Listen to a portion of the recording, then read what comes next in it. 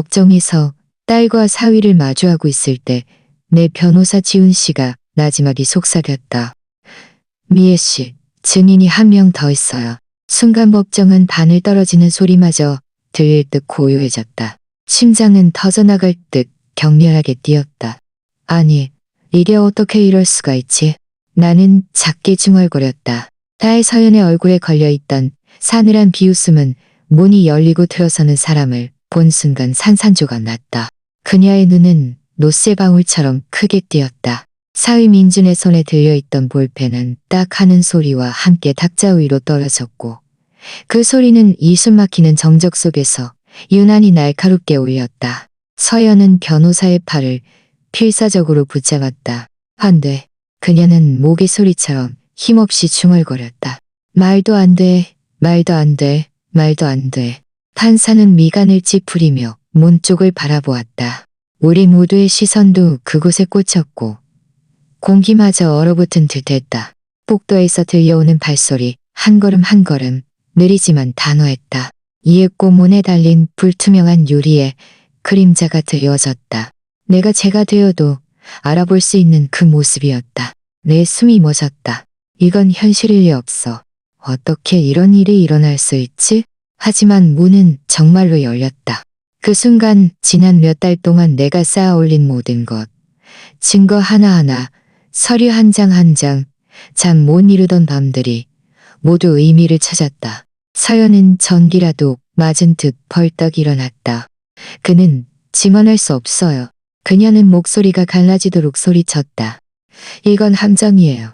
그녀의 변호사가 진정시키려 했지만 그녀는 그를 뿌리쳤다.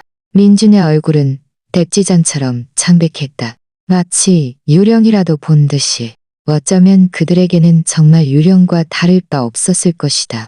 내 변호사 지훈 씨는 여전히 침착하게 발언대 옆에 서 있었다. 그는 나를 재빨리 쳐다보았는데 그 눈빛은 마치 걱정 마세요. 이 비자니 카드가 모든 것을 바꿀 겁니다. 라고 말하는 듯 했다. 그리고 나는 믿기로 했다. 다른 선택의 여지가 없었으니까. 지난 3년 동안 나는 계속 지기만 했으니까.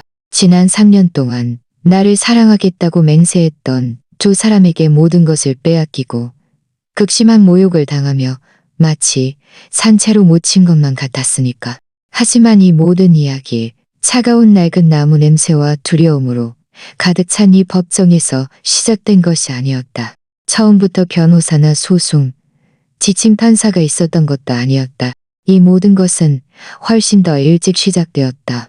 바로 내 집, 내 거실에서 내 친딸이 나를 극진히 보살피는 척하며 나의 모든 것을 훔칠 계획을 세우기 시작했을 때부터였다.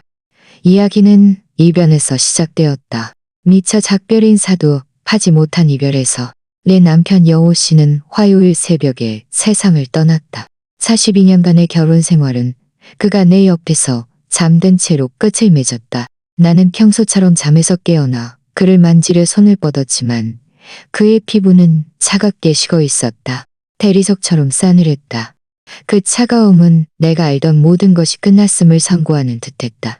나는 그의 이름을 부르며 필사적으로 그를 흔들었지만 영호 씨는 이미 그곳에 없었다. 그의 육신은 남아있었지만 영호는 예고 없이 떠나버렸다. 내가 그를 얼마나 사랑하는지 말할 시간도 주지 않은 채 제대로 된 작별 인사도 허락하지 않은 채 심근경색은 비겁한 도둑처럼 어둠을 틈타 그를 조용히 데려갔다. 그 후의 날들은 마치 흐릿한 지옥 같았다. 집에는 사람들이 끊이지 않았고 화환에서 풍기는 느끼한 냄새는 구역질을 유발했다. 한 번도 제대로 알지 못했던 사람들이 건네는 포옹, 그리고 삼가 고인의 명복을 빕니다. 그분은 더 좋은 곳으로 가셨을 거예요. 시간이 약입니다 같은 공허한 말들. 모두 거짓말이었다. 사람들이 무슨 말을 해야 할지 모를 때 내뱉는 공손한 거짓말일 뿐이었다. 서연은 늘 그 자리에 있었다는 것은 인정해야 한다. 내 딸은 그 기간 동안 한 번도 자리를 비우지 않았다. 그녀는 장례식을 준비했고 관을 선택했으며 스님과 세부 사항을 논의했다. 손님들을 맞이하는 것도 그녀의 몫이었다. 나는 그저 집 안을 떠도는 유령처럼 어떤 결정도 내릴 수 없었다. 엄마, 제가 알아서 할게요. 그녀는 내 머리카락을 쓰다듬으며 몇 번이고 말했다. 아무것도 걱정하지 마세요. 제가 엄마를 돌볼게요. 그리고 나는 그녀의 뜻대로 따랐다. 나는 무너져 있었으니까. 힘이 없었으니까. 비극이 닥쳤을 때 서로 의지하는 것이 가족의 의미라고 생각했으니까. 그때 나는 정말이지 어리석기 짝이 없었다. 장례식이 끝나고 조문객들이 떠났다. 나는 이 큰 집에 홀로 남았다. 집은 갑자기 영혼의 무덤처럼 느껴졌다. 모든 방은 추억을 가두고 있었다. 영호 씨가 매주 일요일 신문을 읽던 것이, 우리가 함께 아침 식사를 준비하던 부엌, 그리고 20년 전 함께 장미를 심었던 정원. 이 모든 것이 재단이 되어 있었다.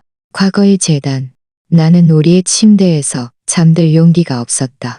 그저 소파에 웅크려 앉아 천장을 응시하며 날이 밝기를 기다렸다. 하루하루가 아무 의미 없이 흘러갔다. 씻지도 먹지도 않았고 심지어 살고 싶다는 생각조차 들지 않았다. 심장이 여전히 뛰는 것은 순전히 관성 때문이었다. 서연은 사흘에 한 번씩 찾아왔다. 그녀가 가져온 도시락은 한 입도 되지 않았다. 그녀는 나를 억지로 시켰다. 마치 내가 어린아이인 양 머리를 빗겨주었다. 나는 그녀가 하는 대로 내버려 두었다. 아무것도 신경 쓰이지 않았으니까. 어떤 것도 더 이상 중요하지 않았으니까. 그렇게 2달이 흘렀다. 2달간의 살아있는 시체 같은 나날. 그러던 어느 목요일 오후, 서연이 민준과 함께 찾아왔다. 그들은 최인종을 1번, 2번, 3번 눌렀다. 나는 거실에 앉아 나흘 동안 갈아입지 않은 옷을 입고 멍한 눈으로 창밖을 응시하고 있었다. 결국 나는 일어나 문을 열었다. 서연은 나를 보자마자 얼굴이 굳어졌다. 세상에, 엄마, 더 이상 이렇게 지내시면 안 돼요. 민주는 그녀의 뒤에 서서 주머니에 손을 꽂은 채 당시에는 걱정이라고 생각했던 눈빛으로 나를 훑어보았다. 미혜 어머니, 이건 스스로를 서서히 죽이는 거예요. 건강이 너무 안 좋아요. 내가 들어오라고 말하기도 전에 그들은 스스로 걸어 들어와 소파에 털썩 앉았다. 마치 자기들 집이라도 되는 양. 서연은 주위를 둘러보았다. 그녀의 눈빛에는 그 당시 내가 알아챘어야 할 무언가가 있었다. 어떤 기산, 어떤 냉혹함. 하지만 그때 나는 슬픔에 너무 깊이 잠겨 있어 아무것도 볼 수 없었다. 저희가 의논해 봤어요. 서연이 내 손을 잡으며 말했다. 민준 씨랑 저랑요. 이 집이 엄마 혼자 지내기엔 너무 크고 청소하기도 힘드실 거고 수도세나 전기세도 많이 나올 거예요. 그리고 혼자 계시면 너무 외로우실 테고 엄마 혼자서는 감당하기 어려우실 거예요. 예전엔 아빠가 다 하셨잖아요. 나는 중얼거렸다. 정말 그랬지. 영호 씨가 돈 관리하고 물건 고치고 모든 현실적인 일을 처리했지. 나는 그저 생활만 하면 됐는데. 맞아요. 민준이 몸을 앞으로 기울이며 말했다. 그래서 저희가 제안이 있어요. 서연이 내 손을 꽉 잡았다. 저희가 엄마랑 같이 들어와서 살면 어때요? 저희 셋이 민준 씨랑 저랑요. 다시 온전한 가족이 되는 거예요. 엄마는 더 이상 외롭지 않으실 거예요. 제가 엄마를 돌볼게요. 어릴 적 엄마가 저를 돌봐주셨던 것처럼요.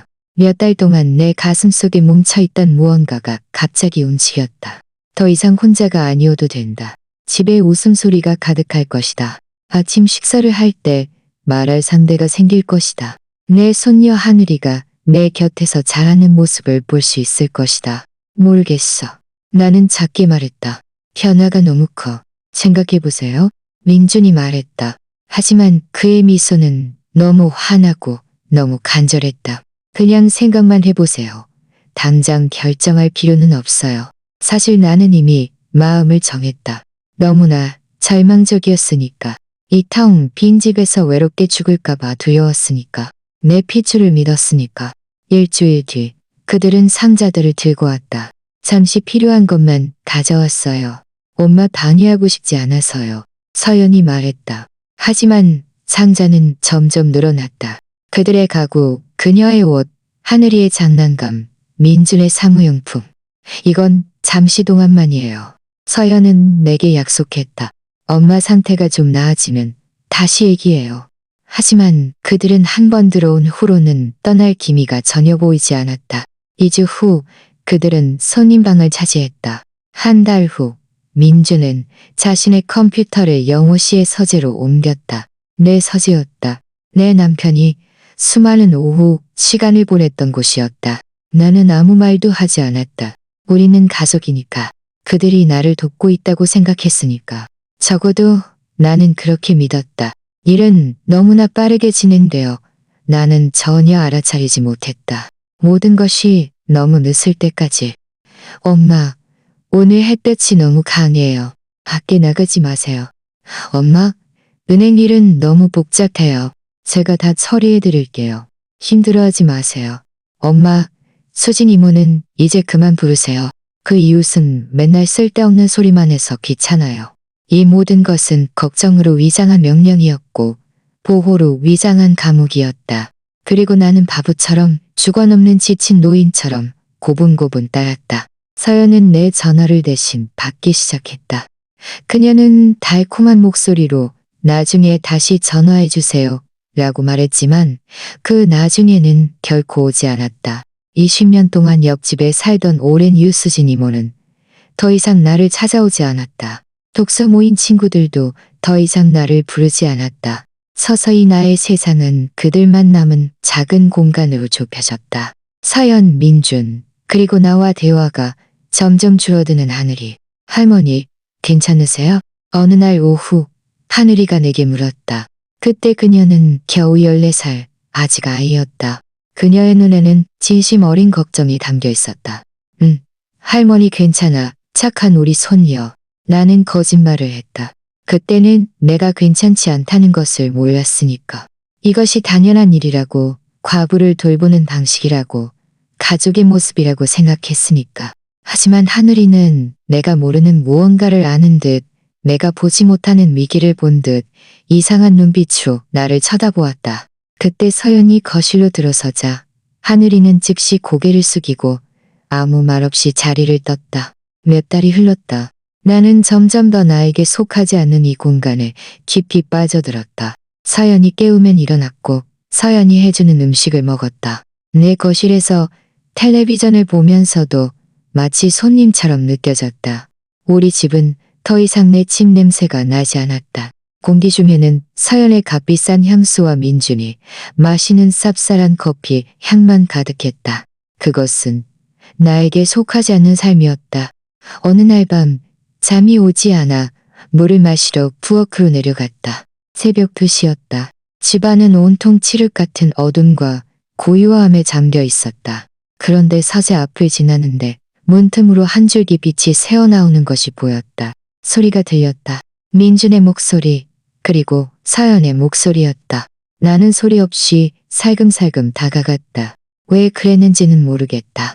아마 직감이었을 것이다. 어쩌면 몇 달 동안 잠들어 있던 나의 생존 본능이 마침내 깨어난 것일지도 모른다. 거의 다 됐어. 민준이 말했다. 한 달만 더 있으면 전부 우리 것이 될 거야. 정말 이게 통할 거라고 확신해? 서연이 물었다. 그녀의 목소리에는 불안감과 신경질이 묻어 있었다. 100% 확실해. 변호사가 다 확인했어. 지난달에 속여서 서명하게 한 그 서류로 이 단독주택은 우리 명의로 넘어올 거야. 할머니는 전혀 눈치채지 못할 거라고. 내 심장이 멎는 듯했다. 혹은 너무 세게 뛰어서 귓가에 쿵쿵거리는 소리만 가득했을지도 모른다. 그럼 할머니가 물어보면, 서류를 보여달라고 하면 어떻게? 서연은 여전히 불안한 듯했다. 민준이 웃었다. 짧고 경멸에 찬 웃음이었다. 할머니는 절대 안 물어볼 거야. 이미 정신이 오락가락하잖아, 서연. 아버지가 돌아가신 후로 할머니는 완전히 망가졌어. 뭘 내밀어도 서명할 거야. 벌써 3번이나 했잖아. 그래도 이건 좀 아닌 것 같아. 서연이 나지막이 말했다. 하지만 후회하는 것 같지는 않았다. 오히려 들킬까봐 두려워하는 듯했다. 그래도 내 엄마잖아. 그냥 수십억짜리 집을 지키고 있는 늙은 할머니일 뿐이야. 이 근처 집값은 계속 오르고 있어. 민준이 차갑게 말했다. 그럼 우리는 파산했고 가게는 망했고 은행은 계속 빚 독촉을 하고 있어. 이게 우리 유일한 살 길이야. 침묵이 흘렀다. 길고 무거운 침묵. 알겠어. 서연이 마침내 입을 열었다. 하지만 그 후에는 할머니를 요양원으로 보내야 해. 매일 할머니를 보면서 아무렇지 않은 척하는 건 너무 힘들어. 스트레스가 너무 심해. 국공립처럼 저렴한 곳으로 보내면 돼. 민준이 덧붙였다. 그 돈으로 빚 갚고 다시 시작해야지. 어쩌면 남부로 이사가서 여기서 멀리 떨어지는 것도 좋고. 나는 힘없이 풀린 다리를 이끌고 문을 떠나 난간을 붙잡고 계단을 올라 내 방으로 달려갔다. 문을 잠그고 침대에 앉으니 온 세상이 무너져 내리는 것 같았다. 내 딸, 내 친딸, 내 뱃속에서 자란 아이, 내 손으로 젖 먹여 키운 아기, 첫 시련에 내 품에 안겨 울던 소녀. 바로 그 사람이 내 모든 것을 훔치고 있었다. 나의 전부를 빼앗고 있었다. 그리고 눈먼 바보 같은 나는 내 손으로 내 파멸 증명서에 서명했던 것이다. 나는 울지 않았다. 그 순간 내 마음속 어딘가 부드러웠던 곳이 단단해졌다. 강철처럼 얼어붙었다. 울어서는 안 된다. 우는 것은 약함을 보이는 것이다. 우는 것은 패배를 인정하는 것이다. 42년간의 결혼 생활이 내게 가르쳐준 것이 있다면 바로 이것이었다. 쓰러졌을 때는 일어나야 한다. 대신당했을 때는 더 현명해져야 한다. 그날 밤 나는 잠들지 못했다.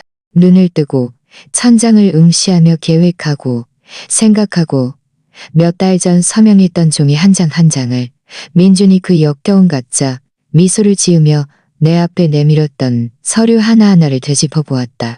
별거 아니에요. 미애 어머니. 그냥 서류 업데이트하는 거예요.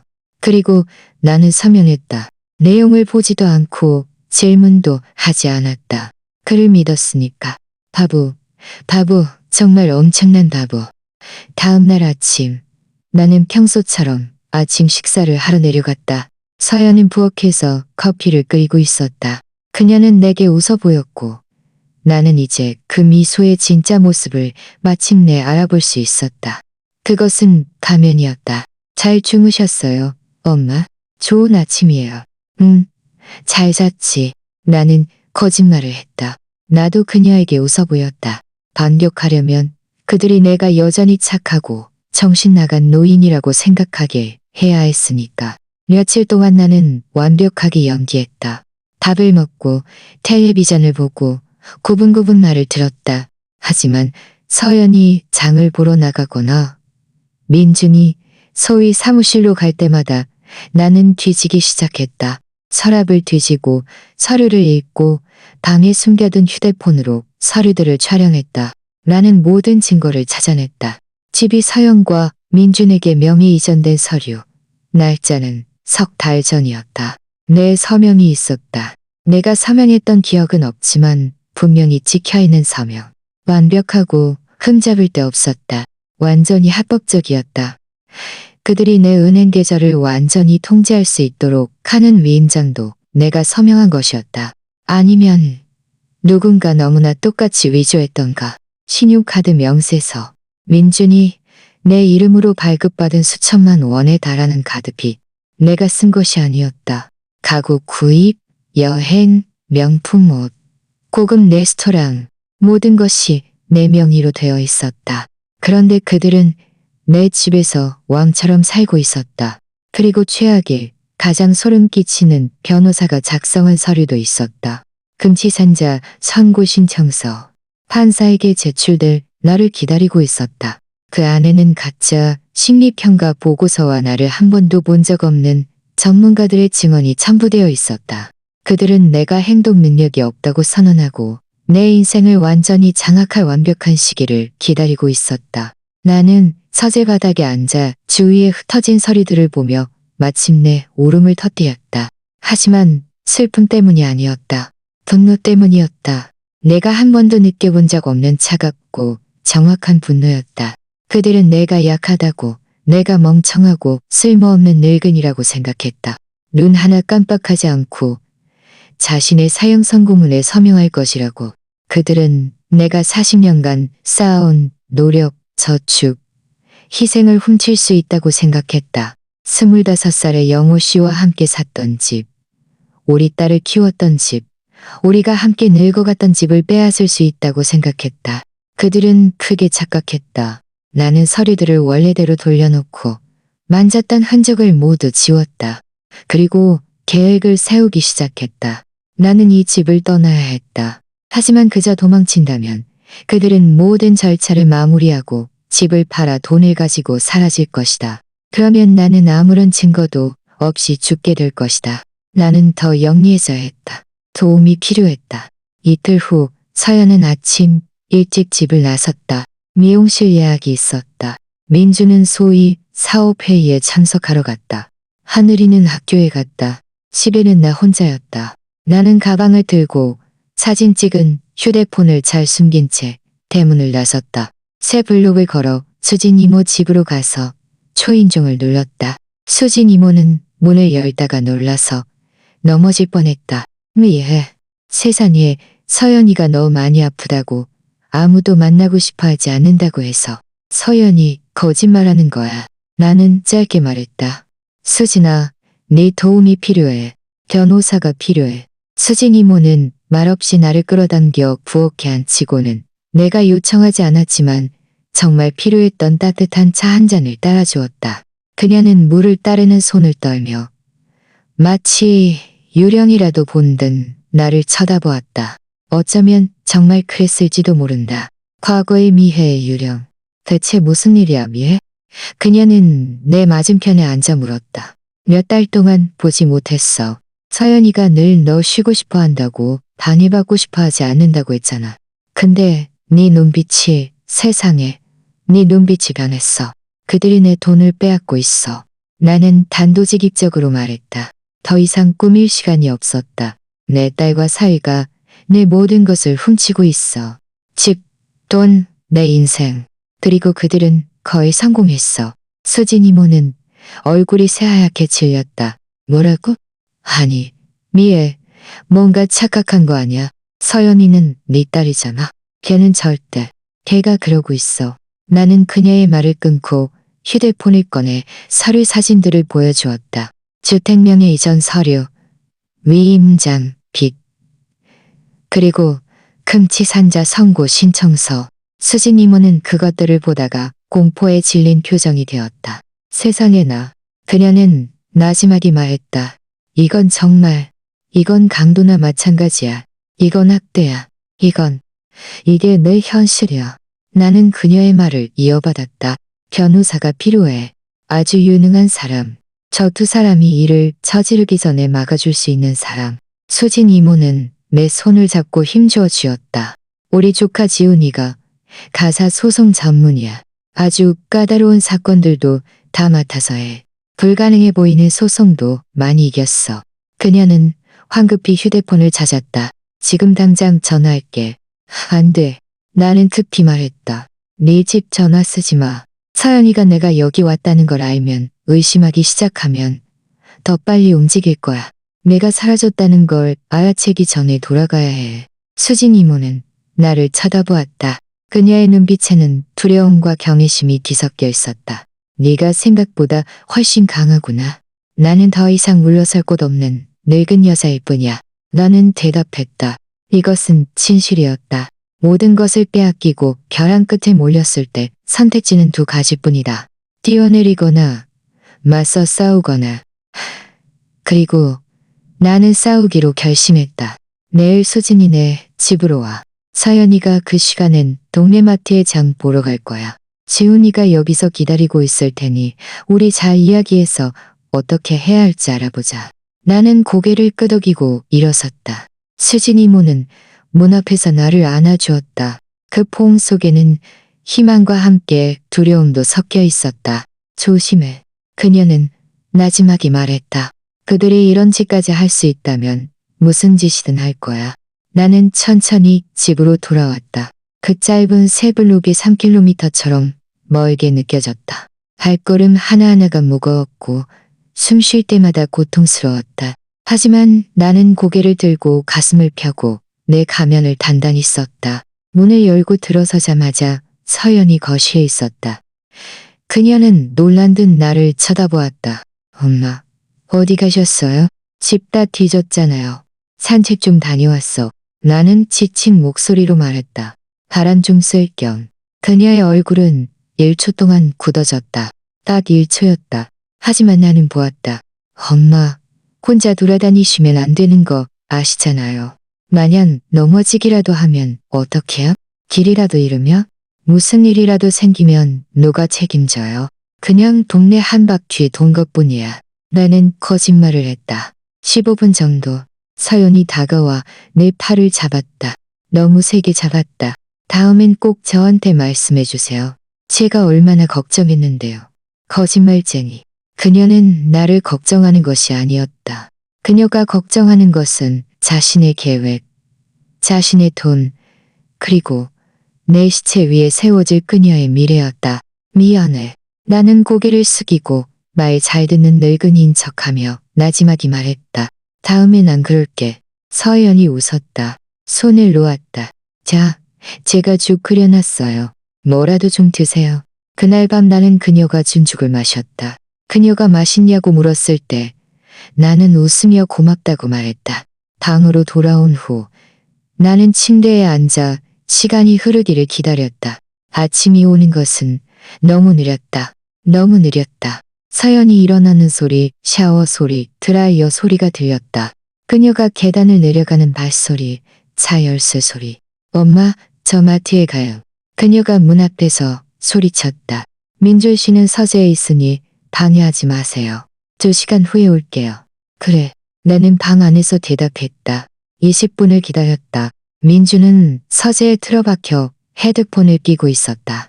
하늘이는 친구 집에 갔다. 집은 고요했다. 나는 도둑처럼 내 집을 빠져나와 수진 이모 집으로 달려갔다. 심장이 목구멍으로 튀어나올 것 같았다. 내가 초인종을 누르기도 전에 수진 이모가 문을 열었다. 빨리 들어와. 안에는 40대쯤 되어 보이는 남자가 앉아 있었다. 키가 크고 안경을 썼으며 표정은 진지했지만 친절해 보였다. 지훈 변호사님, 이분은 미애 언니세요. 수진 이모가 소개했다. 수진 이모는 이미 그에게 모든 것을 이야기했다. 그도 내가 보낸 사진들을 보았다. 이건 심각합니다. 아주 심각해요. 나는 수진 이모 집 소파에 앉았다. 지훈 변호사는 수첩을 들고 내 맞은편에 앉았다. 처음부터 끝까지 다 말씀해 주시겠어요? 그는 침착하게 말했다. 사소한 세부 사항까지 서명했던 서류 한 장 한 장, 이상했던 대화들. 전부 다요. 그래서 나는 말했다. 1시간 동안 쉬지 않고 이야기했다. 영호 씨의 죽음, 서연과 민준이 어떻게 들어와 살게 되었는지, 그들이 어떻게 나를 서서히 통제했는지, 그날 밤 들었던 대화, 내가 찾아낸 서류들. 지훈 변호사는 계속해서 필기하며 나를 방해하지 않았다. 내가 말을 마치자 그는 고개를 들었다. 미애 씨, 당신이 겪으신 상황에는 전문 용어가 있습니다. 노인 금융 학대라고 합니다. 중범죄입니다. 하지만 직계 가족이 저지른 경우 증명하기가 좀 더 복잡합니다. 내 마음이 가라앉았다. 그럼 저는 희망이 없는 건가요? 그렇게 말한 적 없습니다. 그는 재빨리 반응했다. 복잡하다고 했지 불가능하다고는 안 했습니다. 그는 몸을 앞으로 기울였다. 우선 당신을 그 집에서 나오게 해야 합니다. 오늘 당장이요. 그곳에 오래 머무를수록 위험합니다. 그들이 당신이 진실을 알았다고 의심하면 공지에 몰린 죄가 고양이를 물든 무슨 짓이든 할 수 있습니다. 더 많은 서류에 서명하도록 강요할 수도 있고 심지어 당신의 몸에 해를 가할 수도 있습니다. 등골에 소름이 돋았다. 나를 해친다고? 그들은 더 이상 물러설 곳이 없습니다. 지훈 변호사는 단호하게 말했다. 벼랑 끝에 몰린 사람은 무슨 짓이든 합니다. 그들은 빚이 있고 돈이 필요합니다. 당신은 그들과 파산 사이의 유일한 장애물입니다. 우리는 그들의 바닥을 얕봐서는 안 됩니다. 수진 이모가 내 손을 잡았다. 여기서 지내도 괜찮아. 원하는 만큼 지내. 안 돼. 나는 즉시 거절했다. 내가 여기 있으면 서연이가 찾아올 거야. 너까지 끌어들일 순 없어. 너에게 피해를 줄 수 없어. 지훈 변호사가 고개를 끄덕였다. 맞습니다. 우리는 더 은밀한 장소가 필요합니다. 그는 잠시 생각했다. 제가 작은 아파트가 하나 있습니다. 가끔 작업실로 쓰는데 지금은 비어 있습니다. 저 말고는 아무도 그곳의 위치를 모릅니다. 일이 해결될 때까지 그곳에서 지내실 수 있습니다. 얼마나요?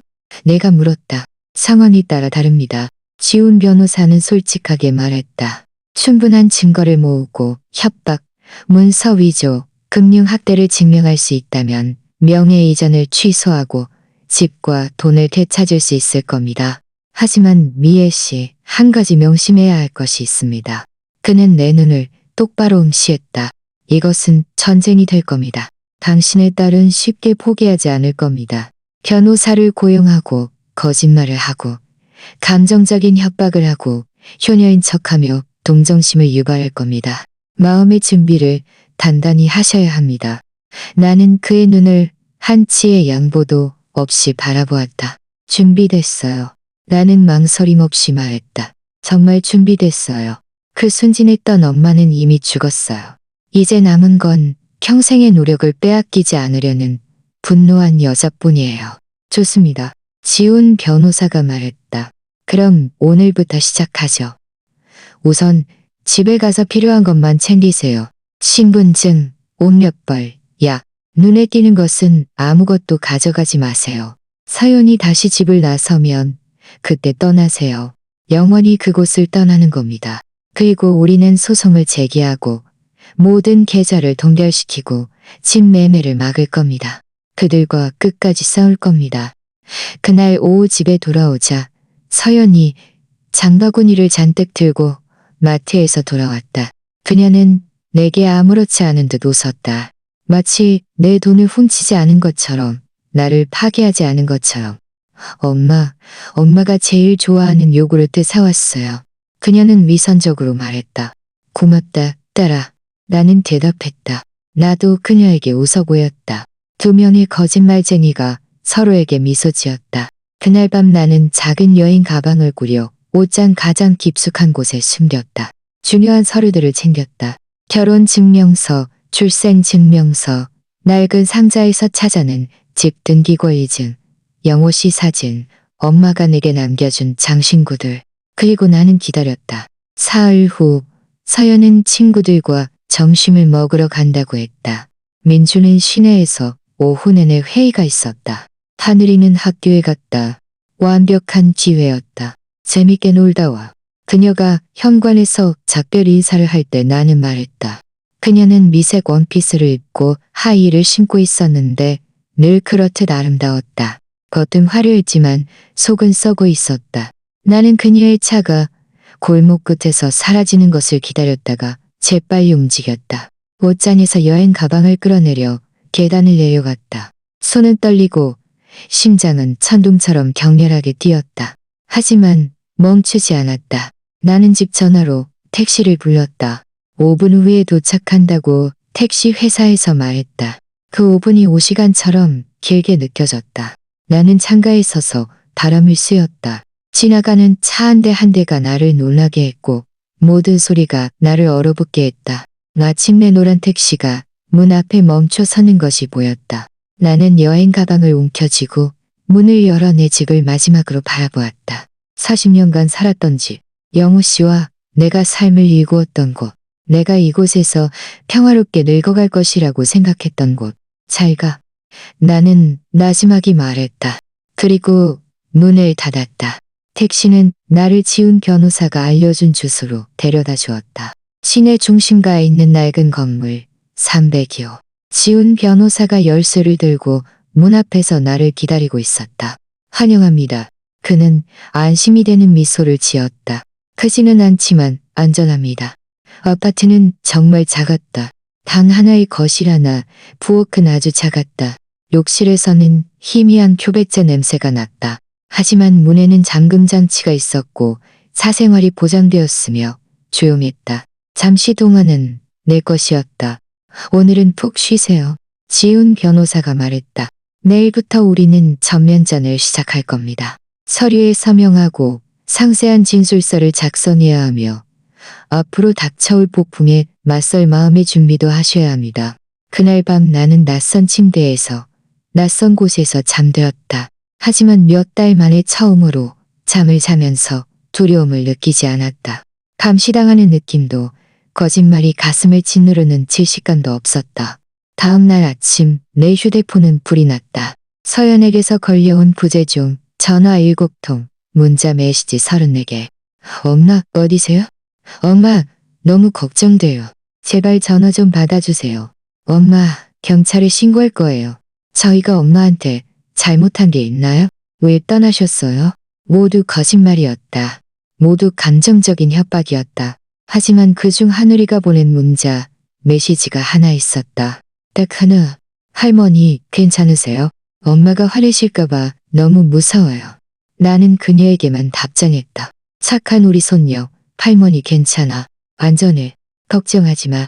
오전 9시, 지훈 변호사가 두꺼운 서류 뭉치와 커피 2잔을 들고 아파트 왔다. 서연 씨가 어젯밤 실종 신고를 했습니다. 그는 바로 본론으로 들어갔다. 경찰이 수진 씨 댁에 갔더군요.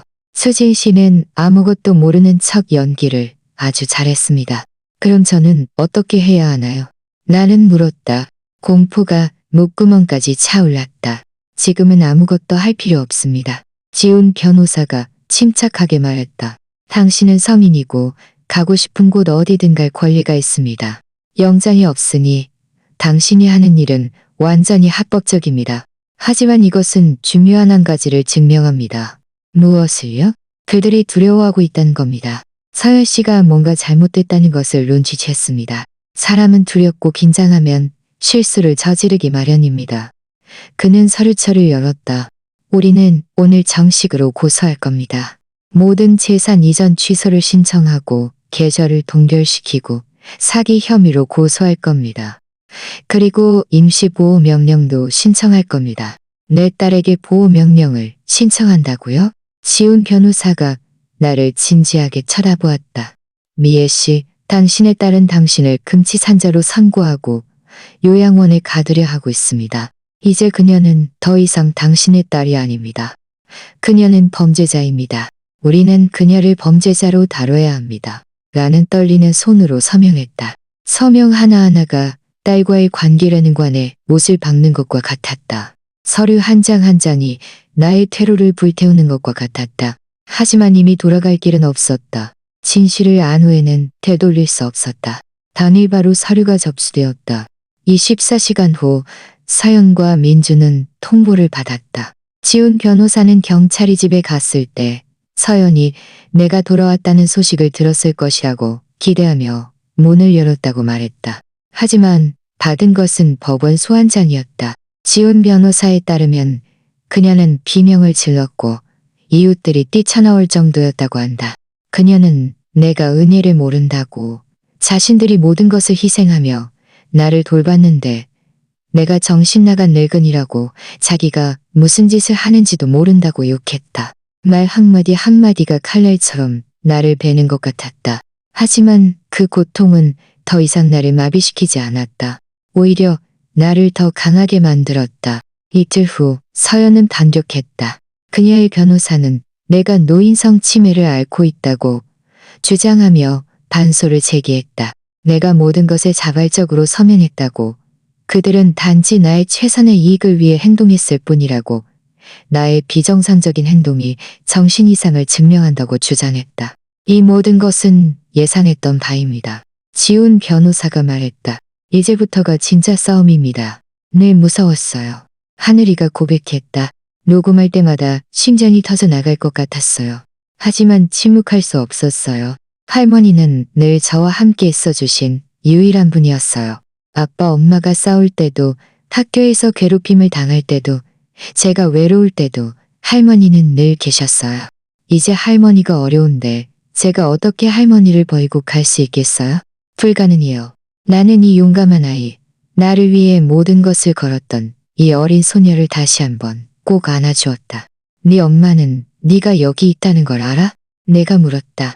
하늘이는 고개를 저었다. 과외가 있다고 말했어요. 근데 요즘 엄마가 의심이 너무 많아요. 매일 밤 제 휴대폰을 확인해요. 그래서 다른 휴대폰을 가져왔어요. 이건 제가 용돈 모아서 몰래 산 거예요. 모든 녹음 파일이 이 안에 있어요. 몇 분 후 지훈 변호사가 왔다. 그는 우리와 함께 앉았다. 하늘이가 휴대폰을 그에게 건넸다. 그는 이어폰을 끼고 듣기 시작했다. 그의 표정은 녹음 파일이 바뀔 때마다 변했다. 놀라움, 분노, 억눌린 분노. 이것들은 빼도 박도 못할 증거입니다. 그는 마침내 이어폰을 빼며 말했다. 이것들이 있다면 그들은 끝장입니다. 완전히 망했습니다. 그는 하늘이를 진지하게 쳐다보았다. 하지만 하늘아, 한 가지는 알아야 한다. 우리가 이 녹음 파일을 사용하고 네가 법정에 서서 증언하면 너의 인생이 바뀔 거야. 네 엄마는 너를 미워할 거야. 네 아빠도 마찬가지고. 그들은 너를 영원히 용서하지 않을 수도 있어. 하늘이는 망설이지 않았다. 상관없어요. 공범이 되느니 차라리 미움받는 게 나아요. 거짓말 속에서 사느니 차라리 진실 속에서 살 거예요. 네가 막 18살이 되었지. 지훈 변호사가 말을 이었다. 네가 그들을 고발한다면 우리는 너의 안전을 확보해야 해. 하늘이는 저와 함께 지낼 수 있습니다. 나는 즉시 말했다. 이 모든 것이 끝나고 제가 집을 되찾으면 하늘이는 저와 함께 살 거예요. 좋습니다. 지훈 변호사가 고개를 끄덕였다. 이 조항을 소장에 포함시키겠습니다. 유해 환경에 근거한 양육권 변경을 신청할 겁니다. 이런 증거들이 있다면 어떤 판사도 하늘이가 그들과 계속 지내도록 허락하지 않을 겁니다. 다음 1시간 동안 우리는 계획을 세웠다. 지훈 변호사는 절차, 청문회 날짜, 하늘이가 무엇을 말해야 할지, 무슨 일이 일어날지 설명했다. 아주 힘들 겁니다. 지훈 변호사가 경고했다. 상대 변호사는 당신의 신뢰를 무너뜨리려 할 겁니다. 당신이 반항적 20대 소녀라고 세뇌당했다고 녹음 파일을 조작했다고 말할 겁니다. 아주 맹렬하게 공격할 겁니다. 상관없어요. 하늘이가 차갑게 말했다. 그 침착함에 나는 놀랐다. 저는 증거가 있어요. 날짜도 있어요. 모든 것을 기록해뒀어요. 그들은 부인할 수 없을 거예요. 그들 자신의 목소리니까요. 1시간 후 우리는 헤어졌다. 하늘이는 서연이 의심하기 전에 서둘러 돌아가야 했다. 떠나기 전 그녀는 나를 오랫동안 안아주었다. 할머니, 사랑해요. 그녀가 나지막이 말했다. 나도 사랑한다. 내 용감한 손녀. 내가 대답했다. 나는 그녀가 길모퉁이로 사라지는 것을 지켜보았다. 그렇게 어리고 연약했지만 나조차도 감탄할 만한 내면의 힘을 가지고 있었다.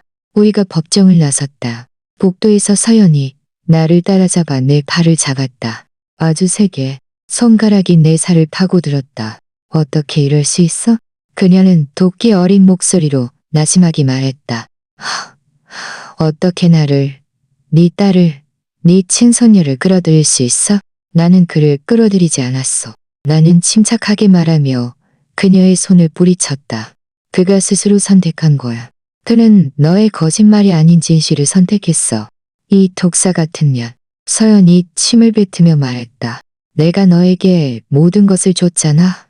내가 너를 돌봐줬잖아. 내 집에서 살게 해줬잖아. 네가 내 집을 훔쳤어. 나는 정정했다. 네가 내 인생을 훔쳤어. 그리고 거의 성공할 뻔했지. 거의. 민준이 다가왔다. 미애 씨, 이 일은 좋게 끝나지 않을 겁니다. 당신은 질 거예요. 지고 나면 당신은 아무것도 없을 겁니다. 집도, 가족도, 존엄도. 지훈 변호사가 우리 사이에 끼어들었다. 민준 씨, 제 의뢰인에게서 떨어지십시오. 그때 이 변호사가 다가와 자신의 의뢰인들을 끌어당겼다. 더 이상 아무 말도 하지 마세요. 한마디도 하지 마세요. 갑시다. 나는 그들이 복도 끝으로 사라지는 것을 지켜보았다. 서연은 한번 뒤돌아 나를 보았다. 증오에 찬 눈빛으로. 하지만 나는 피하지 않았다. 나는 물러서지 않았다. 나는 더 이상 두려워하는 여자가 아니었다. 나는 더 이상 침묵하는 피해자가 아니었다. 정말 잘하셨습니다. 건물을 나서면서 지훈 변호사가 말했다. 침착함을 유지하셨습니다. 그것이 중요합니다. 우리가 정말 기회가 있을까요? 나는 여전히 떨리는 마음으로 물었다. 기회가 있는 정도가 아닙니다. 하늘이의 녹음 파일, 재정 증거, 당신의 심리 평가가 있다면 우리의 사건은 아주 견고합니다. 매우 견고해요. 그날 밤 하늘이가 내게 전화했다. 그녀는 집 욕실에 숨어 속삭이듯 말했다. 엄마가 통제불능이 됐어요. 그녀는 법원에서 돌아온 후 계속 소리를 지르고 접시를 던졌다고 말했다. 아빠가 그녀를 진정시키려 했지만 아빠도 욕을 먹었다고 했다. 그녀는 내가 자신의 인생을 망쳤고 내가 대가를 치르게 될 것이라고 말했다. 정말 계속할 거야? 내가 물었다. 지금이라도 마음을 바꿀 수 있어. 아무도 너를 탓하지 않을 거야. 아니요. 하늘이가 단호하게 말했다. 진원할 거예요. 모든 것을 다 말할 거예요. 그들이 어떻게 생각하든 상관없어요. 그들이 저를 미워하든 말든 상관없어요. 중요한 건 진실이 밝혀져야 한다는 거예요. 할머니, 사랑해요. 나도 사랑한다. 착한 우리 손녀. 내가 이 일을 해결할게. 약속한다. 다음 2주는 내 인생에서 가장 긴 2주였다. 하루하루가 1년 같았다. 매일 밤잠을 이루지 못했다. 지훈 변호사는 밤낮 없이 일하며 하늘이의 증언을 준비하고 증거를 정리하고 이 변호사의 공격을 예측했다. 그는 하늘이에게 아주 잔인하게 대할 겁니다. 그는 내게 경고했다. 그는 하늘이를 부모를 미워하는 반항적인 10대 소녀로 묘사하려 할 겁니다. 그의 동기를 의심하게 만들고 녹음의 신뢰성을 부정하려 할 겁니다. 만약 그가 성공하면 어떡해요? 나는 두려움에 떨며 물었다. 성공하지 못할 겁니다. 지훈 변호사가 자신감 있게 말했다. 하늘이에게는 그들이 가지지 못한 것이 있습니다. 진실이 있습니다. 그리고 진실은 제대로 기록되기만 한다면 파괴될 수 없습니다. 지훈 변호사는 이어서 나를 평가했던 심리 상담사를 증인으로 불렀고 그녀는 내가 정신적으로 완전히 명료하며 치매 증상이었고 모든 결정을 내릴 능력이 있음을 증명했다. 회계 감정사를 증인으로 불러 송금 내역, 승인되지 않은 인출, 내 이름으로 진빚 등 총 3억 원이 넘는 돈이 사라진 것을 보여주었다. 이 변호사는